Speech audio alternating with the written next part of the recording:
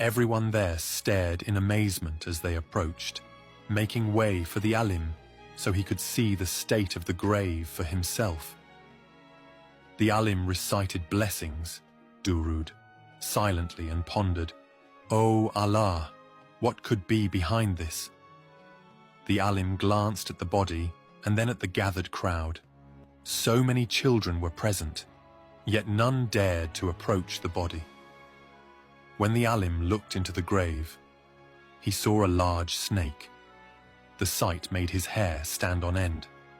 Then one of the men stepped forward, greeted the alim with peace and said, "I want to tell you everything in detail.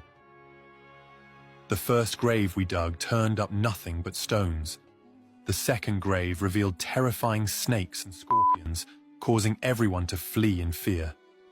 The third time we dug a grave, we encountered the same scene. Snakes and scorpions filled the grave. The grave was nothing but a den of snakes and scorpions." The alim, upon hearing this, stepped back. A terrifying snake was slithering inside the grave, while the ground around the grave seemed to tremble as if countless scorpions were trying to escape from the soil.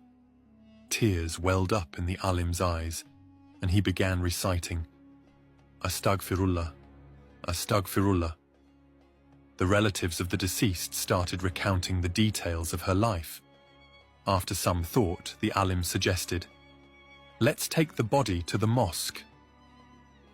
Everyone present had only one question in mind. How could a Hafiza, who was supposed to be pious, have committed such a grave sin that Allah would punish her in such a way after her death? They took the body to the mosque, where many people had gathered. Everyone was filled with questions and doubts. People began murmuring, "But she was a Hafiza of the Quran. We all knew her as a righteous person, yet she used to teach boys in her home. Maybe that's why Allah has punished her." Others added, "But she only taught young boys aged 8 to 11. How could that be a sin?" Various speculations and accusations filled the air. When the alim entered the mosque, everyone fell silent.